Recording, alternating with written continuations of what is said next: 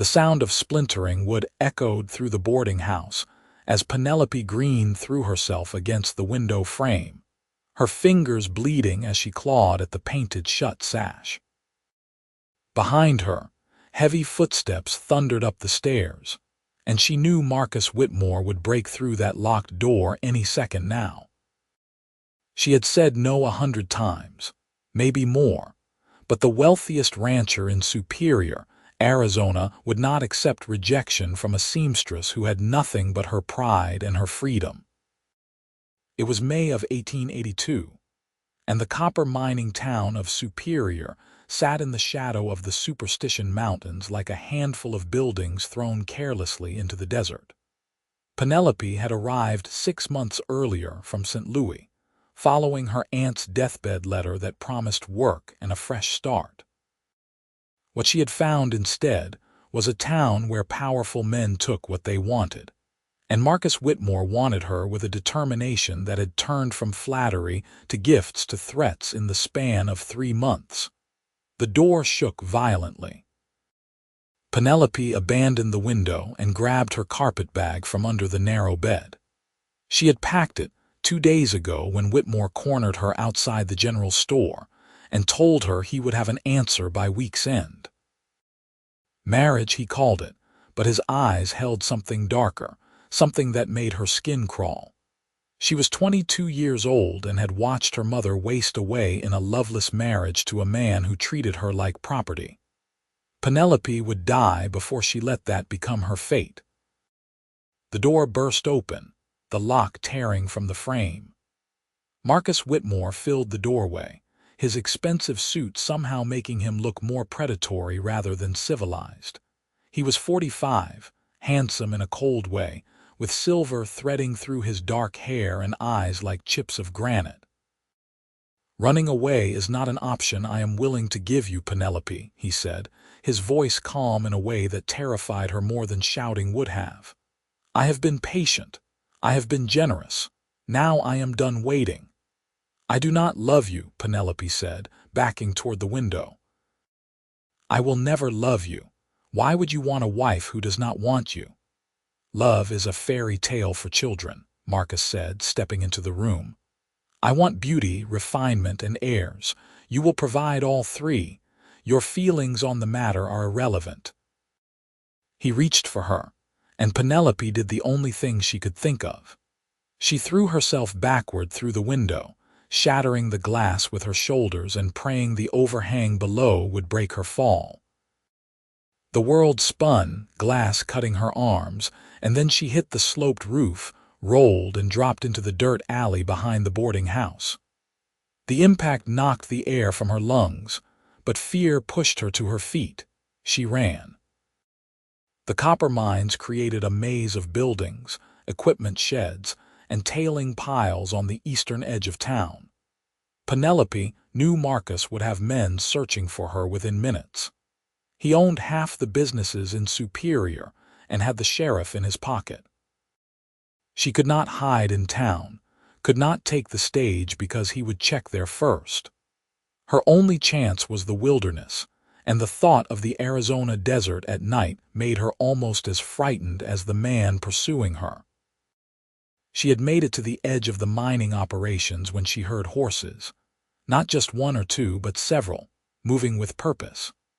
Marcus had mobilized faster than she expected.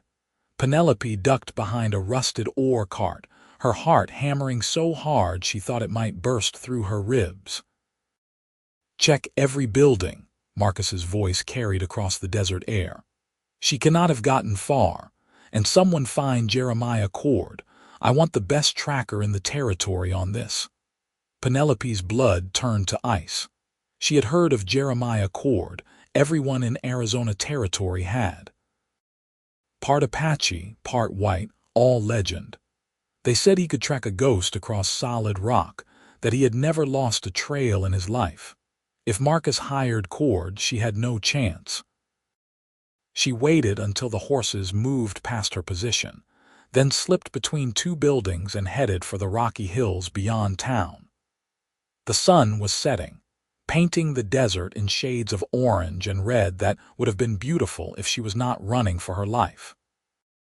She had no food, no water, and no plan beyond putting as much distance as possible between herself and Marcus Whitmore. The desert transformed as darkness fell. The temperature dropped from scorching to cold, and sound seemed to travel for miles. Penelope climbed, using the rocks to mask her trail as best she could, though she knew it would not be enough against someone like Cord. Her hands were bloody, her dress torn, and every muscle screamed for rest. But she pushed on, driven by the memory of Marcus's eyes and the certain knowledge of what her life would become if he caught her. She had been walking for perhaps 3 hours when she heard the horse. Not behind her, but ahead, which made no sense. Penelope froze, pressing herself against a boulder, trying to make herself invisible in the moonlight. "You can come out," a man's voice said, low and calm. "I am not going to hurt you." Penelope stayed where she was. It could be a trick, one of Marcus's men trying to flush her out. "Marcus Whitmore is offering $500 to bring you back," the voice continued. "That is a lot of money, but I am thinking that a man who has to pay that much to get a woman back might be a man worth running from." Slowly, Penelope peered around the boulder. A man sat on a black horse about 20 yards away, silhouetted against the star-filled sky. He was lean and tall, wearing range clothes and a wide-brimmed hat. Even in the darkness, she could sense a dangerous competence in the way he held himself. "Are you Jeremiah Cord?" she asked, her voice barely above a whisper. "No, madam. My name is Nathan Crawford. I run cattle up in the mountains, came down to Superior to sell some steers. Heard the commotion about a missing woman and a tracker being hired." He shifted in his saddle. "Heard something else, too. Heard Marcus Whitmore talking to his foreman about how you would learn to be obedient once he had you locked up proper." Penelope felt tears sting her eyes but refused to let them fall. "Then you know what he plans for me." "I do. And I also know that no woman deserves that, no matter what some rich rancher thinks he is entitled to." Nathan swung down from his horse with fluid grace. "Jeremiah Cord will be on your trail come first light. He is good, maybe the best. But the Apache taught him to track, and I learned from the same teacher. I can hide your trail, but we need to move now, and you need to trust me." "Why would you help me?" Penelope asked. "You do not even know me." "Because I have a sister back in Texas," Nathan said quietly. "And if she was running from a man like Whitmore, I would hope someone would help her." He held out his hand. "Time is short, miss. Either you trust me, or you take your chances with Cord in a desert you do not know. Choose now." Penelope looked at his outstretched hand, at the honest lines of his face barely visible in the moonlight. Every instinct she had told her that this man was different from Marcus, that the quiet strength in his voice came from integrity rather than cruelty. She stepped forward and took his hand. Nathan pulled her up behind him on the horse with surprising gentleness, considering the urgency of their situation. "Hold on tight," he said, "and try not to make a sound. We have work to do before sunrise." They rode hard through the night, but not in a straight line away from Superior. Instead, Nathan backtracked several times, led the horse across rocky ground where hooves would leave no mark, and once waded up a shallow creek for nearly a mile. Penelope clung to his back, feeling the solid warmth of him through his shirt, and tried not to think about how completely she had placed her life in the hands of a stranger. As false dawn began to lighten the eastern sky, Nathan guided the horse into a narrow canyon she never would have seen on her own. A small cabin sat tucked against the canyon wall, weathered wood blending into the rocks behind it. A spring bubbled from the ground nearby, feeding a small pool surrounded by cottonwood trees. "This place belongs to an old prospector named Pete who winters in Tucson," Nathan explained as he helped her down. He lets me use it when I am working cattle in this area. We will be safe here for a few days while I make sure Cord takes the bait I left him." Penelope's legs nearly buckled when she hit the ground. The adrenaline that had kept her moving was fading, replaced by exhaustion and the delayed shock of everything that had happened. Nathan caught her elbow, steadying her. "Come on," he said. "Let me get you inside." The cabin was simple but clean, with a stone fireplace, a rough-hewn table, 2 chairs, and a single bed in the corner. Nathan lit a lantern, and Penelope got her first good look at the man who had saved her. He was perhaps 27 or 28, with dark hair that brushed his collar and eyes the color of sage. His face was lean and weathered from years in the sun, with a straight nose and a mouth that looked like it smiled easily, though it was serious now. There was a quiet confidence in his movements, an economy of motion that spoke of a man completely comfortable in his own skin. "Sit down before you fall down," Nathan said, pulling out one of the chairs. "When did you last eat?" "Yesterday morning," Penelope admitted, sinking into the chair. Now that she was safe, or as safe as she could be for the moment, her body was cataloging all its complaints. Her hands throbbed, her shoulders ached from the broken glass, and her feet felt like they were on fire. Nathan crouched in front of her and carefully took her hands in his. His touch was gentle as he examined the cuts and scrapes. "Nothing too deep, but we need to clean these. Wait here." He disappeared outside and returned with a bucket of water from the spring. For the next half hour, he tended her injuries with a care that brought tears to Penelope's eyes. This stranger was showing her more kindness than she had experienced in months, asking permission before touching her, explaining what he was doing, treating her like a person rather than an object. "Why did you really help me?" Penelope asked as Nathan wrapped a clean cloth around her hand. The truth this time. Nathan was quiet for a moment, finishing the bandage before he looked up at her. "About 5 years ago, I was working on a ranch near Prescott. The owner had a daughter, sweet girl named Emily. A banker from San Francisco came through, took a shine to her. She was not interested, but her father saw dollar signs. Pushed her until she agreed to marry the man just to get some peace." He sat back on his heels, his jaw tight. 3 months later, we got word she killed herself, jumped from a hotel window in San Francisco. "I am so sorry," Penelope whispered. "I should have done something," Nathan said, his voice rough with old pain. "Should have helped her run, should have stood up to her father, but I was young and stupid and thought it was not my place to interfere. I have regretted that every day since." He met her eyes. "So when I heard what Whitmore was planning, heard him talking about you like you were a horse he aimed to break, I knew I could not walk away. Not again." Penelope reached out and touched his shoulder, feeling the tension in his muscles. "You are a good man, Nathan Crawford." "I am a man trying to do better than he has done before," Nathan corrected. He stood and moved to the small cupboard, pulling out supplies. "Right now, what I need to do is feed you, and then figure out how to keep Jeremiah Cord tracking in the wrong direction long enough for you to get far away from here." "Where would I go?" Penelope asked, voicing the question that had been haunting her since she jumped through that window. "I have no family, no money, nowhere that Marcus cannot follow." "We will figure that out," Nathan said, putting coffee on to boil and mixing up biscuit dough with practiced efficiency. "First things first. You need rest, and I need to go make sure the false trail I laid is convincing enough. Cord is not stupid.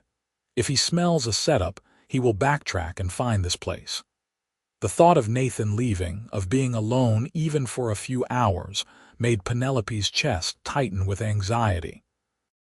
But she had no right to ask him to stay, had no right to ask anything more of this man who had already risked so much for her. As if reading her thoughts, Nathan said, "I will be back before sunset." There is a rifle by the door and a pistol in the drawer by the bed. I do not think you will need them, but they are there if you do. Door bars from the inside. Do not open it for anyone but me." They ate quickly, the simple food tasting better than anything Penelope could remember. The combination of exhaustion, safety, and Nathan's quiet presence was overwhelming. She found herself studying him when she thought he was not looking, noticing the calluses on his hands, the laugh lines around his eyes, the way he moved with deliberate care as though always conscious of the space he took up in the world. "You should sleep," Nathan said, carrying his empty plate to the wash basin. "You look dead on your feet." "The bed is yours," Penelope protested. "I can sleep in the chair." "The bed is yours tonight," Nathan said firmly. "I have slept in worse places than a chair, trust me. Now lie down before you fall over." Penelope was too tired to argue. She kicked off her ruined shoes and lay down on top of the blankets, fully dressed. The last thing she saw before sleep took her was Nathan settling into the chair by the door, rifle across his lap, keeping watch even though she had asked nothing of him.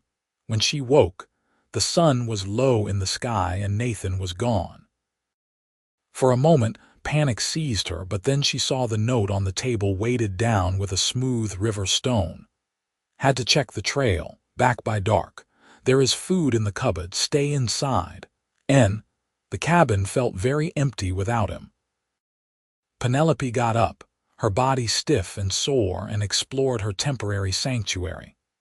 Nathan had left everything she might need: food, water, clean clothes that must belong to the prospector, even a book of poetry that looked well read.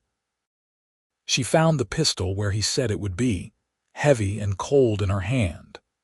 She had never fired a gun in her life, but she made herself check that it was loaded, made herself practice pointing it at the door.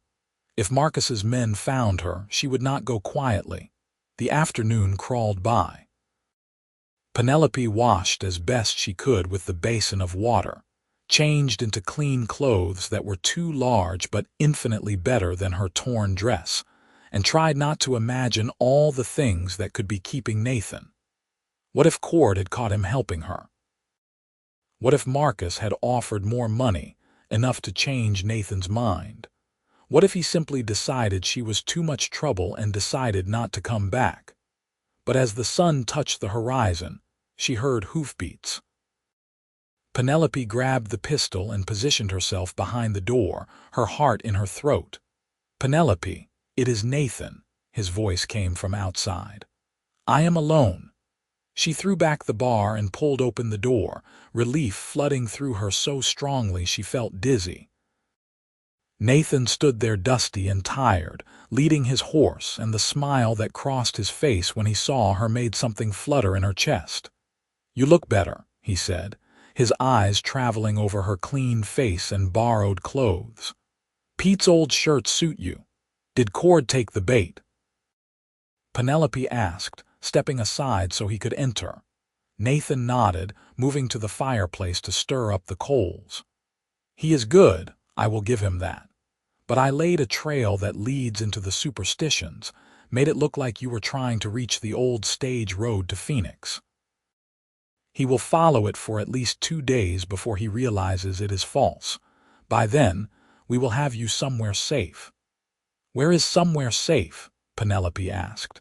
"Everywhere in the territory has someone who knows Marcus or owes him favors." Nathan was quiet for a moment, feeding wood into the fireplace. "I have been thinking about that. I have a ranch about 40 miles north of here, up in the high country. Small operation, just me and a couple of hands, but it is good land with water and grass. Remote. Marcus has no influence up there, and the nearest town is Payson, where the sheriff actually believes in the law rather than the highest bidder." "You want me to stay at your ranch?" Penelope asked carefully, not sure what he was suggesting. "I want you to have time to figure out what you want to do next without Marcus breathing down your neck," Nathan corrected. "You can stay as long as you need. Work if you want to earn your keep or just rest.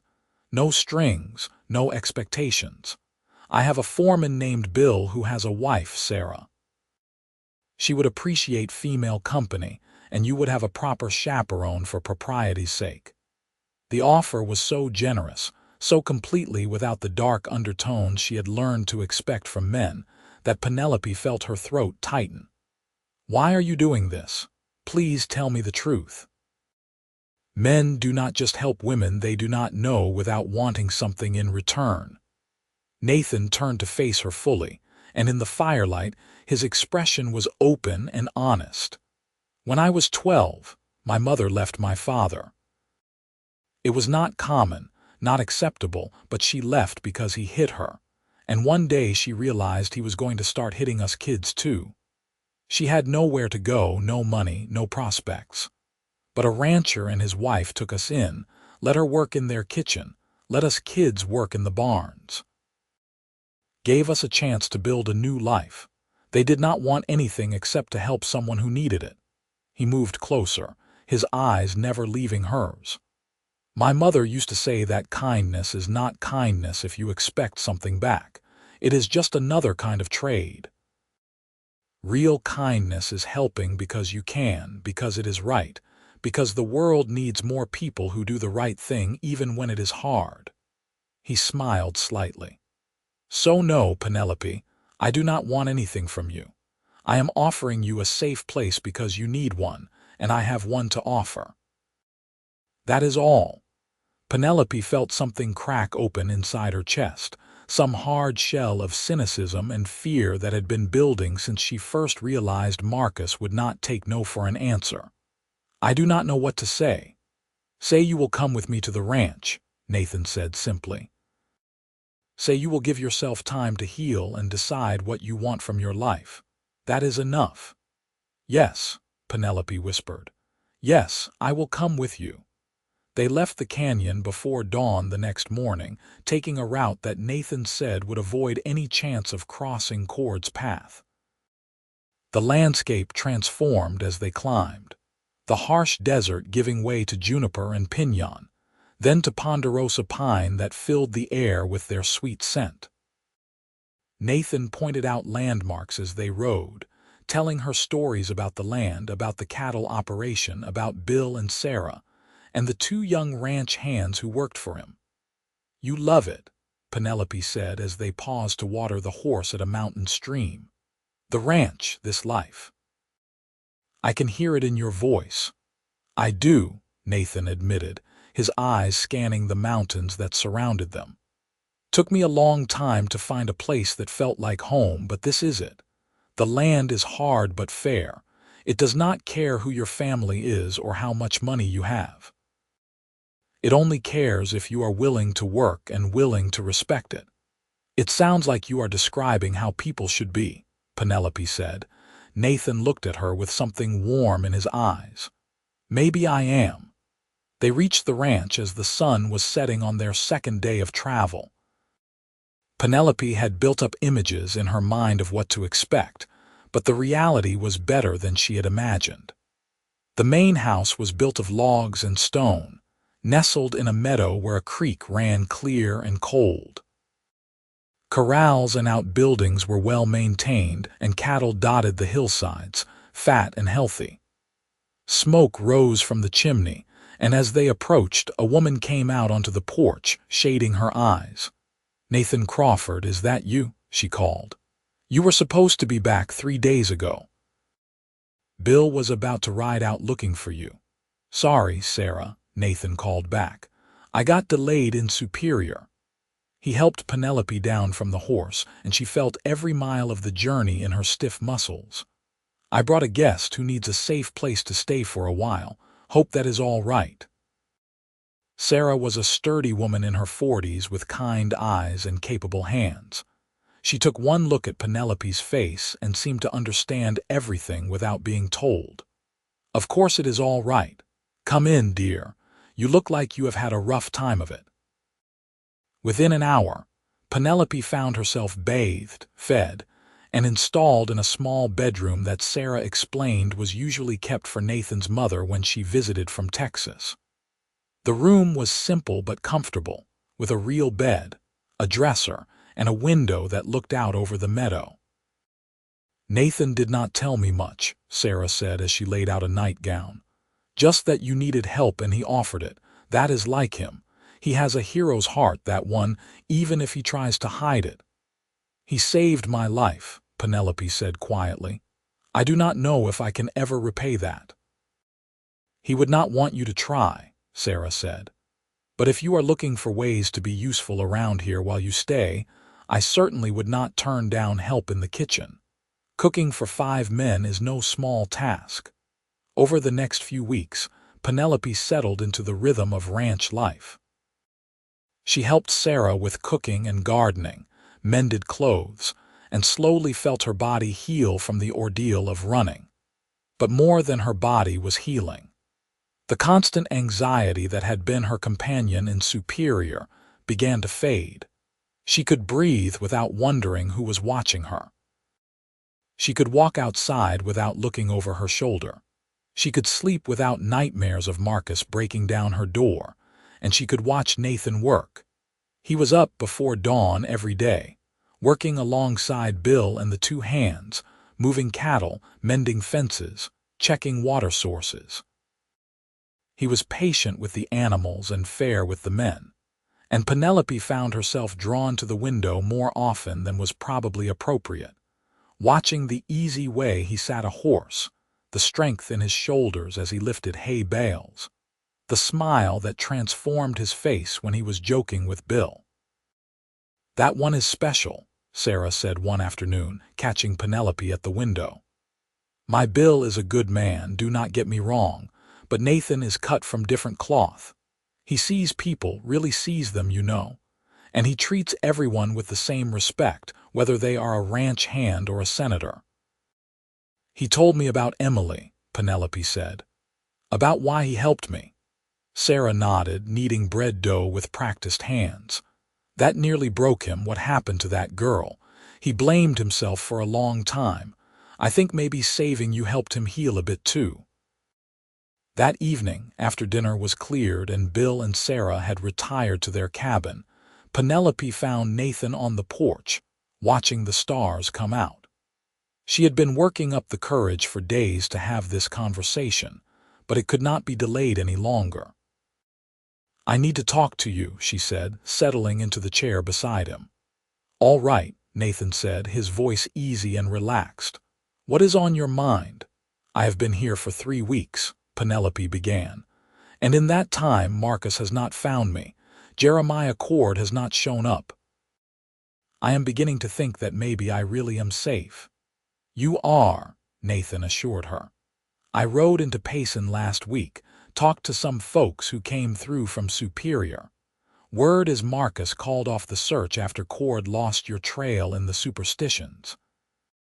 He is telling people you probably died out there." Relief and something darker twisted in Penelope's stomach. "He would rather believe me dead than admit I got away from him." "Men like that do not like being told no," Nathan said quietly. "Their pride is more important than anything else." "Which brings me to what I need to say," Penelope continued, turning to face him fully. "You have given me safety and kindness and asked nothing in return, but I cannot stay here forever as your charity case. I need to build a life, find work, become independent. I need to know what my options are." Nathan was quiet for a long moment, his profile sharp against the darkening sky. "What do you want, Penelope? If you could have anything, what would it be?"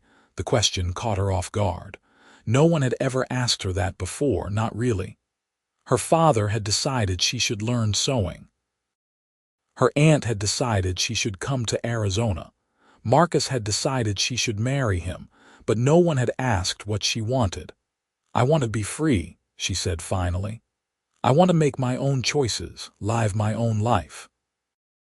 I want to wake up in the morning and know that the day ahead belongs to me, not to someone else's expectations." She paused, then added softly, "And I want to stay here.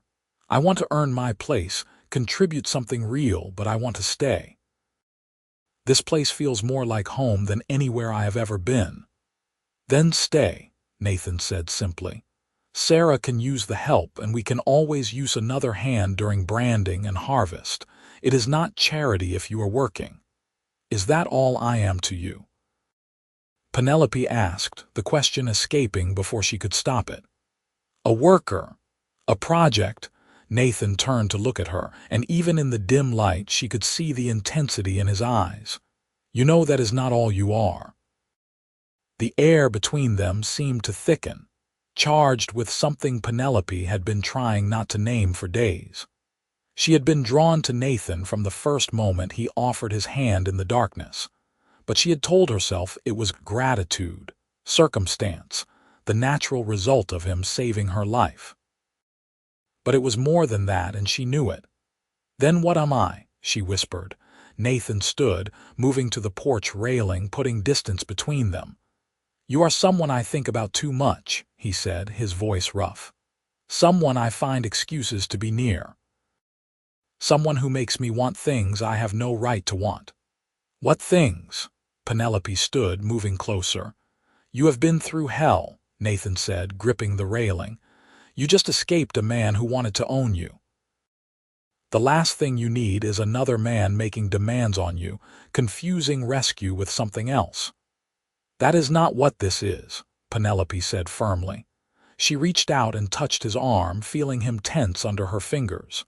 Nathan, look at me. He turned, and the naked emotion on his face made her breath catch. This was not gratitude. This was not confusion. This was desire and respect, and something deeper that made her heart race. I know the difference between a man who wants to own me and a man who sees me as an equal, Penelope said. Marcus looked at me and saw property. You look at me and see a person. That matters. That changes everything. Penelope, Nathan said, his voice strained. I do not want to take advantage. You are not, she said. I am telling you what I want. And what I want is to know if what I am feeling is real, if it could become something more. I want permission to feel this without guilt or shame. I want to know if you feel it too. For a long moment, Nathan just looked at her, searching her face for something. Then, slowly, carefully, he reached up and cupped her cheek with his hand. His palm was warm and calloused, and Penelope leaned into the touch like a flower turning toward the sun. I feel it, he said quietly. God help me. I have felt it since that first night when you trusted me enough to take my hand. But we need to do this right, Penelope. We need to take our time, make sure this is real and not just adrenaline and proximity. I know it is real, Penelope said, covering his hand with hers. But I understand what you are saying. We can take our time. We have nothing but time now. Nathan smiled, and it transformed his whole face. Then let us take it. Let us spend the summer getting to know each other properly. Let us see if what we are feeling survives the daily reality of ranch life and hard work, and all the small annoyances that come with really knowing someone. That sounds perfect, Penelope said. And it was. The summer of 1882 was the happiest of Penelope's life. She and Nathan fell into an easy companionship, working side by side, talking late into the evening, learning each other's stories. She told him about her childhood in St. Louis, about her mother's quiet misery and her father's indifference, about the dreams she had carried and the disappointments she had learned to swallow. He told her about growing up in Texas, about learning to cowboy from Mexican vaqueros, about the years of drifting before he found this land and knew it was where he was meant to be. They went riding together on Sunday afternoons, Nathan teaching her the country, showing her hidden meadows and secret springs. They worked cattle together during branding, Penelope surprising everyone with her fearlessness and quick learning. They sat on the porch after dinner, sometimes talking, sometimes just existing in comfortable silence while the mountains turned purple in the twilight. And slowly, carefully, they fell in love. It was not the dramatic, overwhelming passion that novels talked about. It was quieter than that, deeper. It was the way Nathan always saved the best pieces of meat for her plate. It was the way Penelope mended his shirts without being asked, taking care to make her stitches small and even. It was the laughter they shared over small jokes, the way their hands brushed when they passed tools back and forth, the increasingly long looks that passed between them. "You two are dancing around each other like nervous colts," Bill said one evening in August, catching Nathan watching Penelope as she hung laundry. "Just tell the girl you love her already." "I want to do it right," Nathan said. "She deserves everything to be right." "She deserves to know how you feel," Bill countered. "That girl looks at you like you hung the moon, son, and you look at her the same way. Life is short. Do not waste the good parts."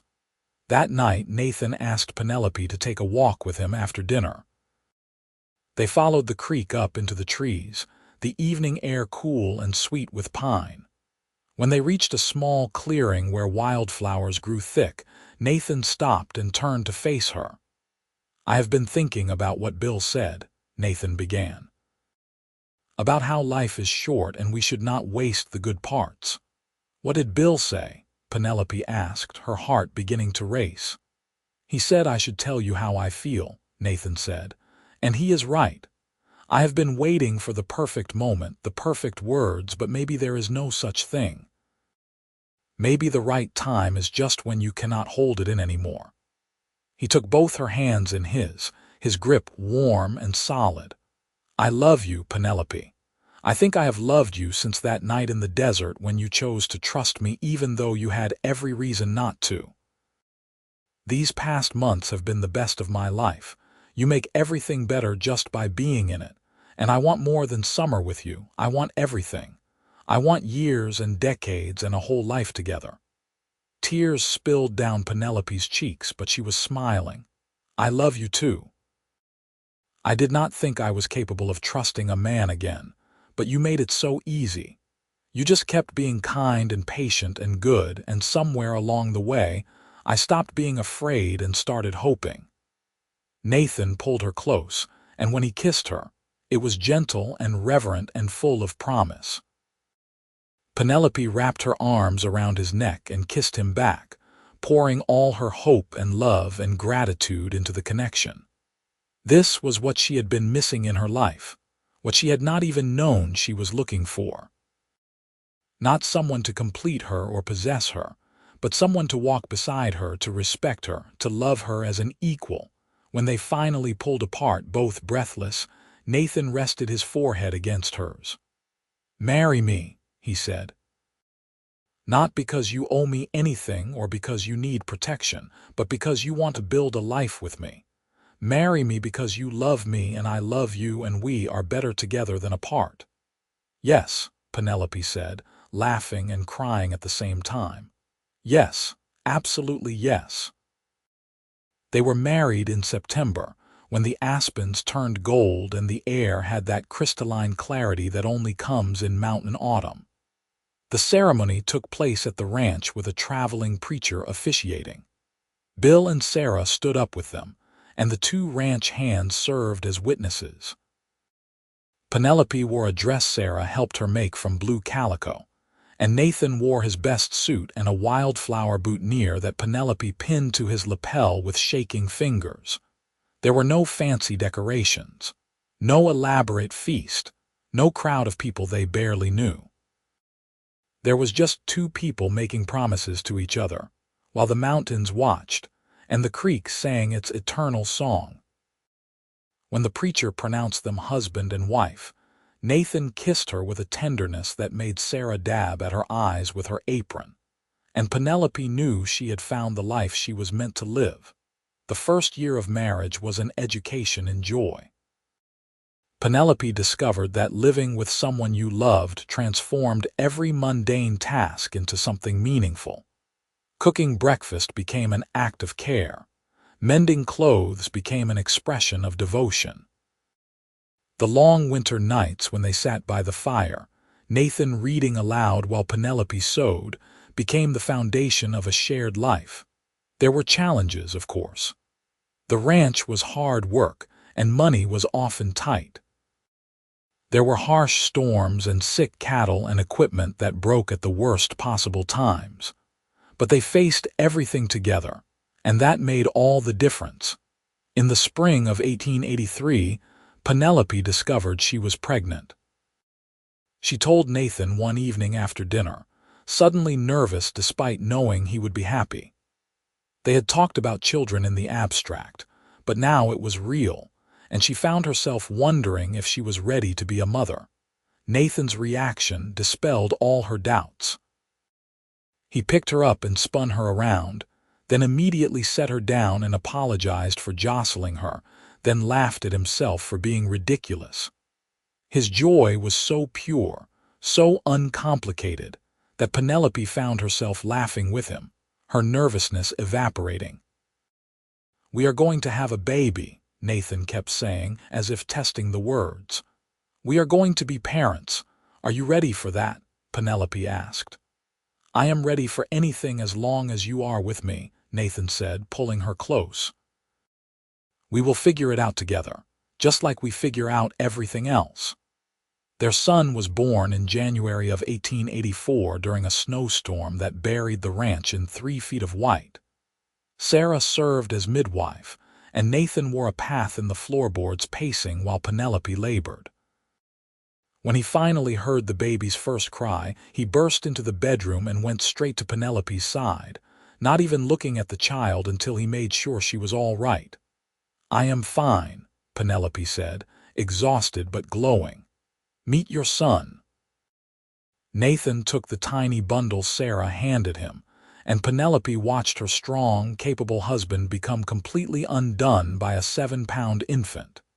He stared at the baby's face with such wonder, such absolute love that it made her chest ache.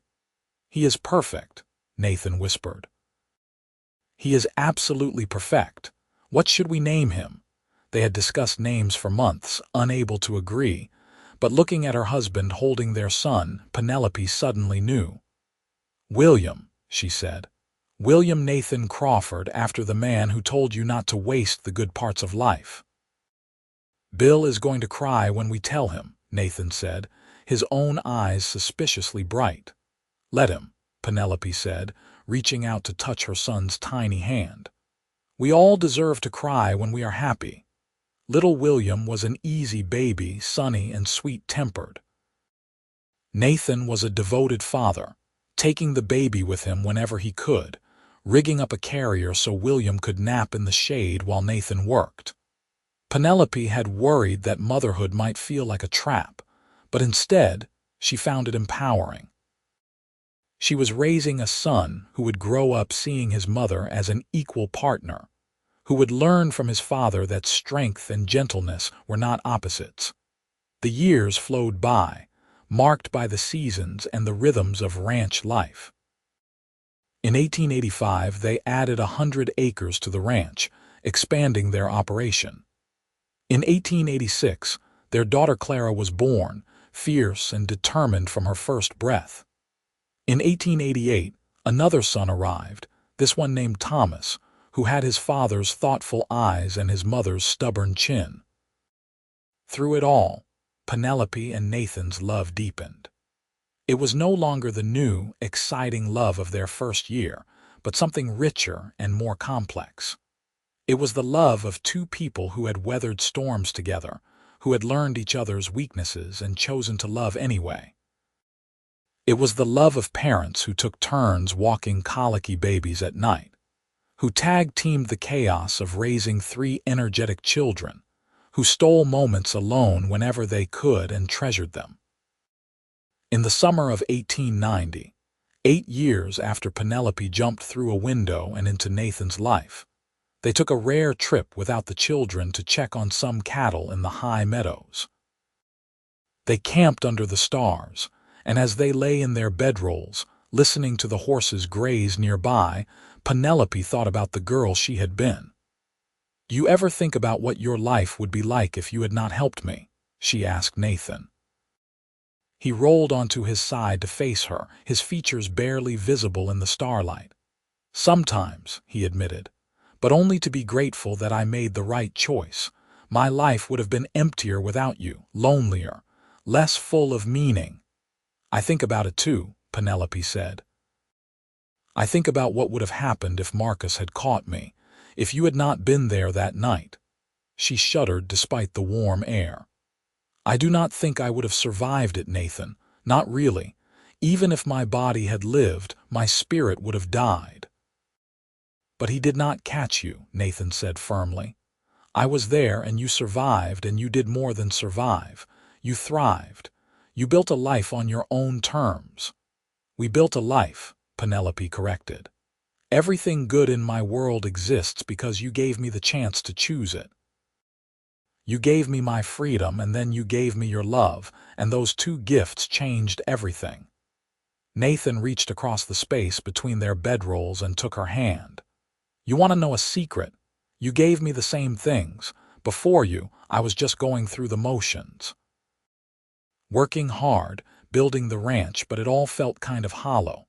Like I was doing what I was supposed to do, but not what I was meant to do.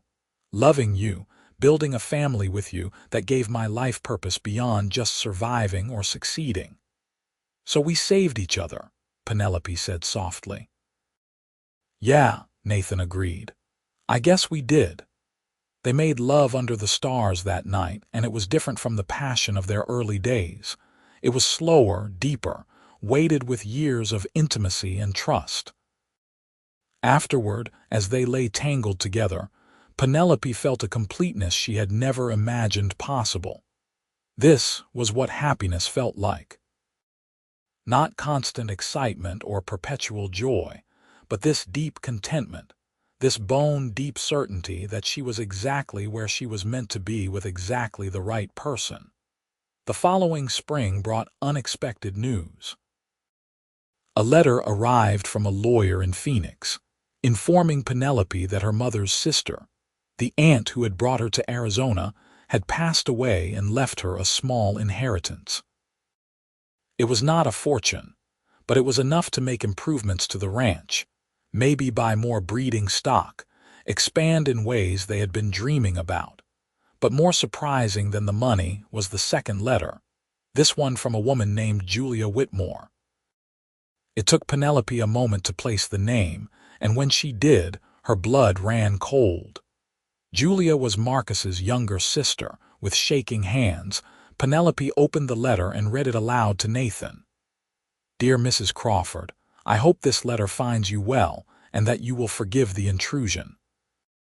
I learned of your marriage and new life through a friend in Payson and wanted to reach out to you. I feel I owe you an explanation and an apology. My brother Marcus died 6 months ago from a stroke. In settling his affairs, I discovered the extent of his obsession with you and the lengths he went to in trying to force you into marriage. I am ashamed that I did not see what was happening at the time, that I dismissed your clear rejections as mere modesty or shyness.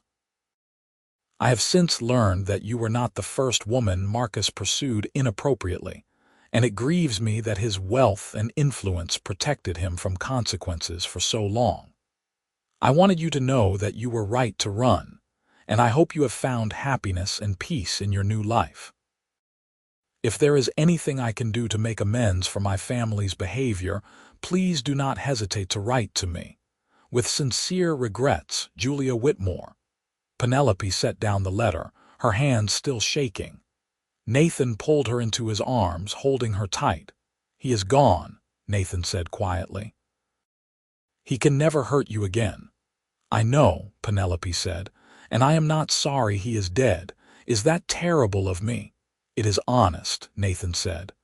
"That man tried to destroy your life. You do not owe him forgiveness or grief." Penelope was quiet for a long moment, processing the news. "I think I want to write back to Julia," she finally said. "Not because I forgive her family, but because she is trying to do the right thing. That takes courage." "Then we will write to her together," Nathan said. They did, crafting a careful response that acknowledged Julia's apology while making it clear that Penelope had no interest in reconnecting with anyone from Marcus's world. But Penelope also told Julia about her life, about the ranch and Nathan and the children, about the happiness she had found. It felt important to let Julia know that despite Marcus's best efforts, Penelope had not just survived but flourished. The years continued to pass, each one adding layers to the life they had built. William grew into a serious, studious boy who loved books as much as he loved horses. Clara was fearless and wild, always climbing something or racing something or challenging her brothers to contests. She usually won. Thomas was the peacemaker, the one who could soothe hurt feelings and find compromises. In 1893, Sarah died peacefully in her sleep, and they buried her in a small cemetery at the edge of the ranch, under a cottonwood tree she had loved. Bill was lost without her for a while, but the children drew him back to life, and he became a beloved grandfather figure who told terrible jokes and snuck them candy.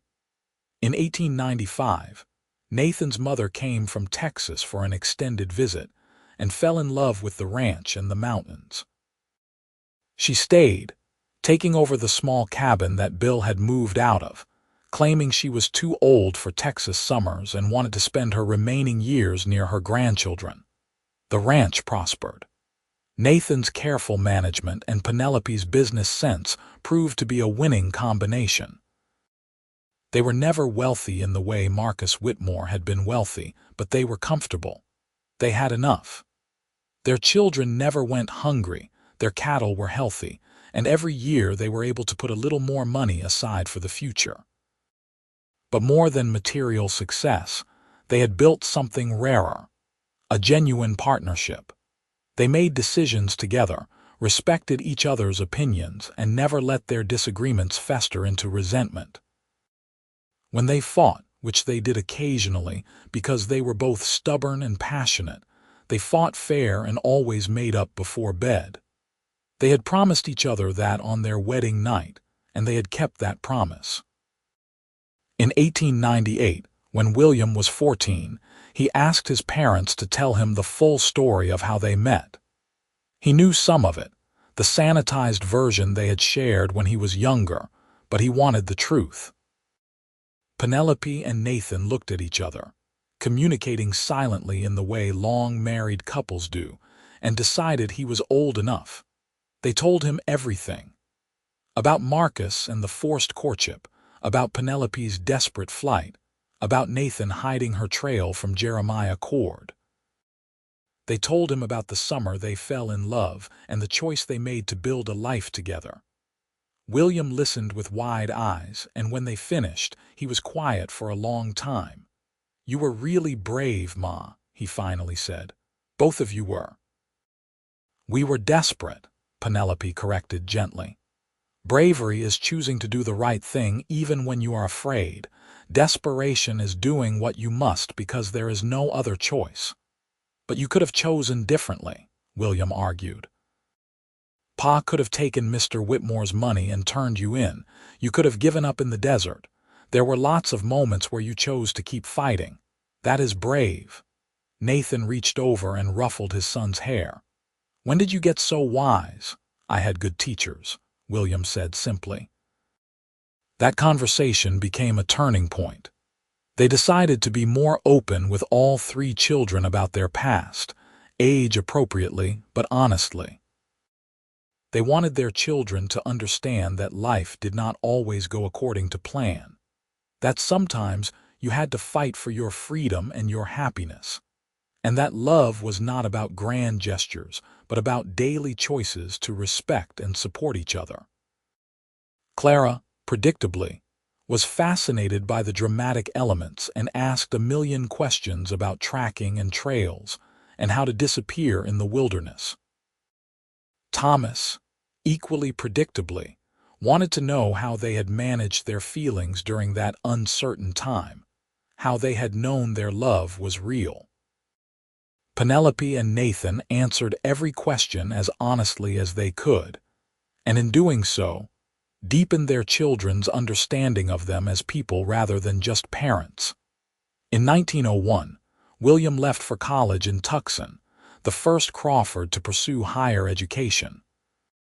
It was bittersweet, watching their eldest ride away, but both Penelope and Nathan were proud. They had given their son opportunities they never had, and he was seizing them with both hands. Clara showed no interest in college but a keen interest in ranching.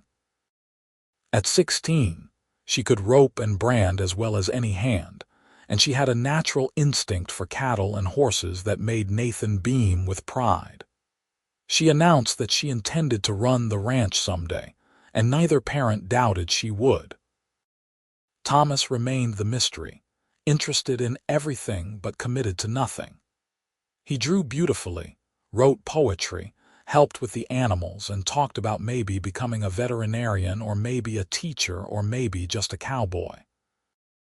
Penelope recognized something of herself in his uncertainty and told him there was no rush to decide, that life had a way of revealing its paths when you were ready to walk them. The turn of the century brought changes to the West. Railroads connected once isolated communities, making travel easier. Telephones began appearing in towns, though the ranch was still too remote for such modern conveniences. The frontier was closing, they said, the wild days giving way to civilization and order. Nathan and Penelope discussed these changes on their porch, watching the sunset paint the mountains in shades of rose and gold. "You miss it?" Penelope asked. "The wildness, the freedom of those early days?" "Sometimes," Nathan admitted, "but not as much as I appreciate what we have now." The wildness was exciting, but it was also dangerous and uncertain. "I like knowing my family is safe, that we have built something stable." "I never miss it," Penelope said firmly. "I had enough excitement in my early 20s to last a lifetime. I will take stable and safe and predictable any day." Nathan laughed and pulled her close. "Good thing you married a boring rancher then." "You are many things, Nathan Crawford, but boring is not one of them," Penelope said, kissing his cheek. In 1905, their lives took another turn. Bill, who was now in his 70s, decided it was time to retire fully. He wanted to spend his remaining years fishing and napping and spoiling the grandchildren, as he put it. This meant Nathan needed a new foreman, and after much discussion, they offered the position to a young man named James who had been working for them for 3 years. James was competent and honest, but more importantly, he had a wife named Ellen who became fast friends with Penelope. That same year, William returned from college with a law degree and a fiancée named Margaret, a teacher's daughter from Tucson. The wedding was held at the ranch, a much larger affair than Nathan and Penelope's simple ceremony had been. The whole valley seemed to turn out for it, and Penelope spent the day torn between pride in her son's happiness and bittersweet recognition that he was fully grown now, building his own life. William and Margaret settled in Payson, where William opened a law practice focused on helping small ranchers and miners navigate the increasingly complex legal landscape. He often rode out to the ranch for Sunday dinners, bringing Margaret and eventually their children, and those gatherings became the highlight of Penelope's weeks. Clara, true to her word, took over more and more of the ranch operations as Nathan's back and knees began complaining about decades of hard work. She was a natural leader, firm but fair with the hands, and she had inherited her mother's head for business. Under her management, the ranch continued to thrive even as many smaller operations were being bought out by large cattle companies. Thomas eventually decided to become a teacher, much to everyone's surprise. He took a position at the school in Payson, teaching literature and art to children of miners and ranchers. He never married, but he seemed content, spending his weekends at the ranch and his weekdays shaping young minds. In 1910, Nathan and Penelope celebrated their 27th wedding anniversary with a quiet dinner, just the two of them. The children were grown, the ranch was secure, and they were both still healthy despite the aches and pains of middle age. Nathan was 55 now, his dark hair liberally streaked with silver. Penelope was 50, her beauty matured into something deeper and more interesting than the young woman's prettiness she had possessed when they met. 27 years, Nathan said, raising his glass. And you still have not gotten tired of me. 27 years, Penelope echoed, and I fall more in love with you every single one. It was true. The young love they had felt in that first year had transformed into something richer and more complex. They had raised children together, buried friends, weathered economic downturns and harsh winters and dry summers. They had held each other through sickness and grief and fear. They had celebrated triumphs together and commiserated over failures. Through it all, their partnership had only strengthened. You ever wonder what would have happened if I had not heard about Marcus hiring Cord? Nathan asked. If I had just minded my own business and headed home from Superior. All the time, Penelope admitted. But then I remind myself that dwelling on alternate histories is pointless. This is the life we have, the one we built together. It is more than I ever dreamed possible when I was that terrified girl jumping through a window. You were so brave that night, Nathan said. I have always admired that about you. You would rather have risked death in the desert than submit to a life you did not want. I was desperate, Penelope corrected. The bravery came later when I chose to trust you, when I chose to build a life rather than just survive. Nathan reached across the table and took her hand, his thumb tracing the familiar calluses that decades of ranch work had created. We have built a good life, haven't we? The best life, Penelope agreed.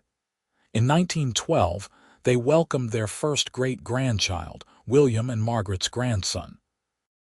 Holding the tiny baby, seeing her own features reflected back through 3 generations, Penelope felt a profound sense of completion. She had not just survived Marcus Whitmore's obsession. She had built an entire dynasty. Her bloodline would continue, carried by children and grandchildren and great-grandchildren, who would never know the fear she had once lived with. The Great War in Europe seemed very far away from their mountain ranch, but it touched them nonetheless when one of their ranch hands enlisted and never came home.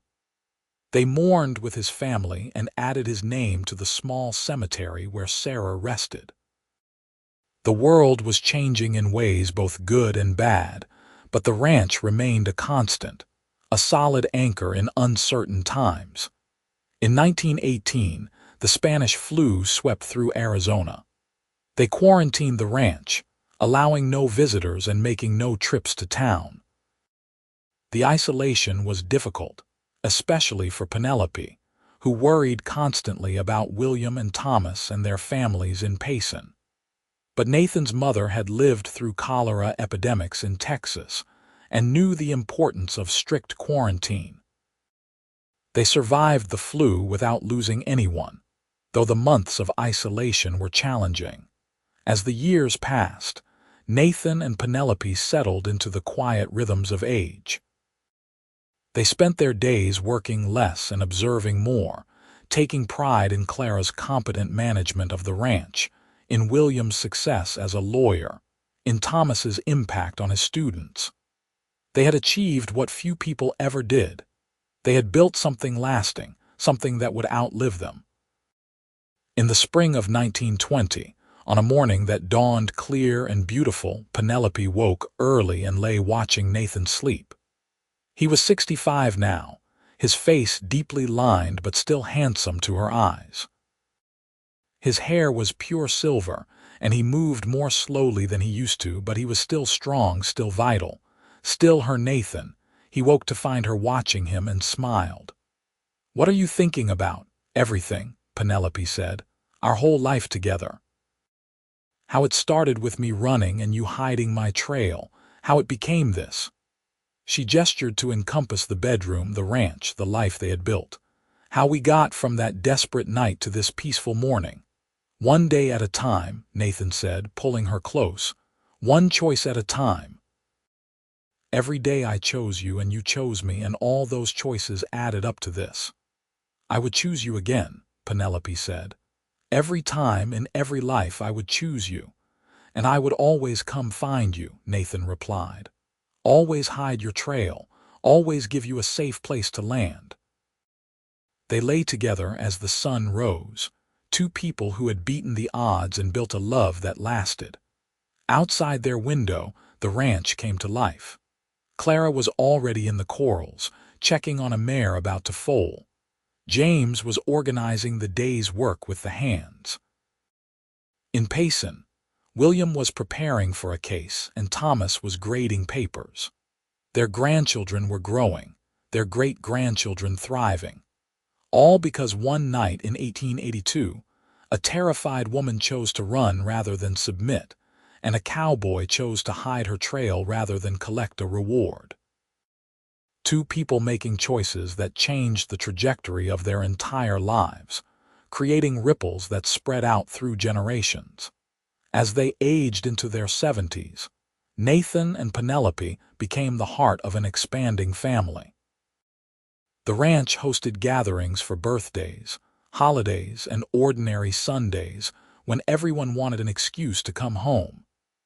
The main house rang with the laughter of grandchildren and great-grandchildren, and the old couple would sit on their porch, watching the chaos with contentment. In 1925, they celebrated their 42nd wedding anniversary with a party that brought nearly 100 people to the ranch.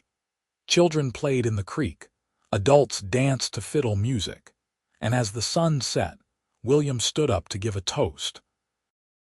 "Most of you know that my parents' love story started with Ma running for her life and Pa helping her escape," William began. "But what you might not know is that they taught all of us what real love looks like. Not the dramatic, flashy kind, but the steady, everyday kind. The kind that shows up in 1,000 small ways. The kind that chooses partnership over power, respect over control, and freedom over possession." He raised his glass higher. "To Nathan and Penelope Crawford, who proved that the best love stories are built on mutual respect, hard work, and choosing each other every single day. May we all be lucky enough to find what you found." The toast brought tears to Penelope's eyes. She looked at Nathan, who was also emotional, and they clasped hands tightly. They had done it. They had built something beautiful out of desperation and fear. They had transformed a moment of crisis into a lifetime of love. As they grew older still, their roles reversed in small ways. Where Nathan had once been the protector, now Penelope protected him from overexertion when his heart began giving him trouble. Where Penelope had once relied on Nathan's strength, now he relied on hers, as arthritis made simple tasks difficult. They adapted to each other's needs, adjusting their partnership to accommodate the realities of aging. In the summer of 1928, they took one last trip up to the high meadows where Nathan had proposed all those years ago. Clara tried to talk them out of it, worried about their health, but they insisted. James drove them in a truck as far as the roads went, and then they walked the last mile slowly, leaning on each other for support. When they reached the meadow, still bright with wildflowers despite the 46 years that had passed, they stood in silence for a long moment. "I can still see you as you were that night," Nathan said finally. "Young and scared and so brave, the most beautiful thing I had ever seen." "I can still feel the moment I knew I loved you," Penelope replied. "It was right here, when you got down on one knee and asked me to marry you, not because I needed you but because we wanted each other." They spread a blanket and lay down in the flowers, holding hands and watching clouds drift across the impossibly blue sky. They talked about everything and nothing, the way old couples do, finding comfort in the sound of each other's voices more than the actual words. "I am not afraid of dying," Nathan said at one point, "but I am afraid of leaving you alone." "Then you will have to stay around a good long while," Penelope said firmly, "because I am not ready to let you go yet." And he did. They had 5 more good years together. Years of watching their family grow, of quiet mornings and peaceful evenings, of a love that had been tested by time and found strong. They held hands through surgeries and illnesses. They celebrated new great-great-grandchildren, and they never took a single day together for granted. Nathan died peacefully in his sleep in February of 1933, with Penelope beside him. He was 78 years old and had lived a full, rich life. The funeral brought people from all over Arizona, testament to the impact he had made. But the truest testament was in the faces of his children and grandchildren and great-grandchildren, all of whom carried pieces of his integrity, his kindness, his strength. Penelope grieved deeply, but not bitterly. She had been blessed with 50 years of marriage to a good man, and she knew it. She stayed on at the ranch, moving into the smaller cabin but remaining active in family life. She told stories about Nathan to the younger generations, keeping his memory alive, making sure they understood the kind of man he had been. She lived another 7 years, long enough to see the ranch survive the Depression, long enough to watch William's grandson graduate from college, long enough to hold her first great-great-great-grandchild. She died on a spring morning in 1940, sitting in her favorite chair on the cabin porch, a quilt wrapped around her shoulders and a peaceful expression on her face. They buried her next to Nathan in the ranch cemetery, under the cottonwoods by the creek. The headstones were simple, just their names and dates and the inscription Penelope had requested. 2 hearts, 1 trail, forever home. The ranch stayed in the family for generations after, passed down through Clara's line.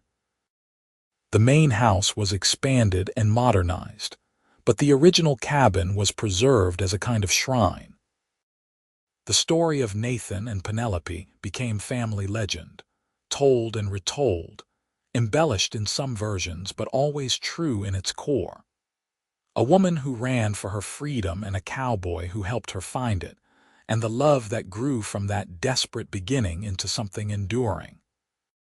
Years later, one of their great-great-grandchildren, a girl named Penelope after her ancestor, was doing a school project on family history. She interviewed the oldest relatives she could find, pieced together documents and letters and photographs, and tried to understand the people who had started it all. What do you think made their love last so long? She asked her grandmother, Clara's daughter, who had actually known Nathan and Penelope in their old age. The old woman thought for a long moment. "I think it was because they never forgot how they started," she finally said. "Grandma Penelope told me once that she woke up grateful every single day of her marriage. Grateful she had run, grateful Grandpa Nathan had helped her, grateful they had found each other. And that gratitude kept everything else in perspective.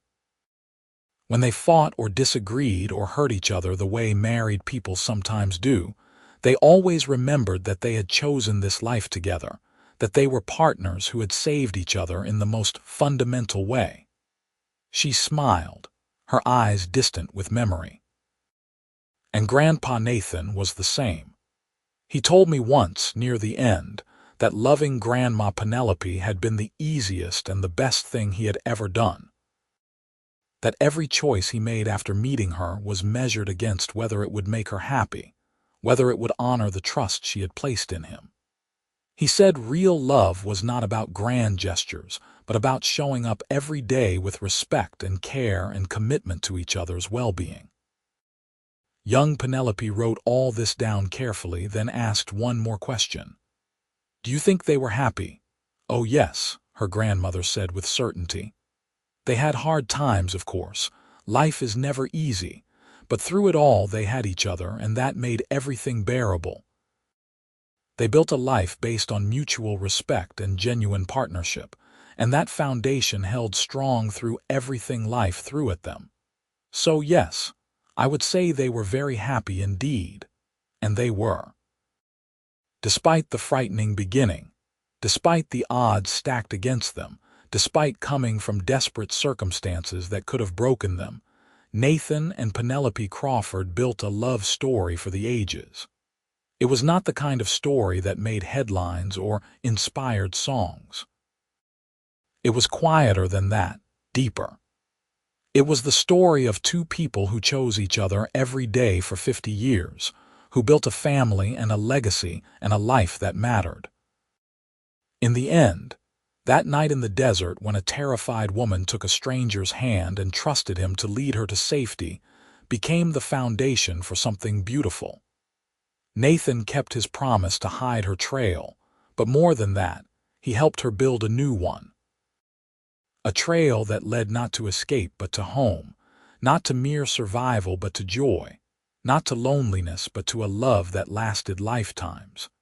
Their story became part of the land itself, woven into the history of that mountain ranch. The creek still sang the same song it had sung when Nathan proposed.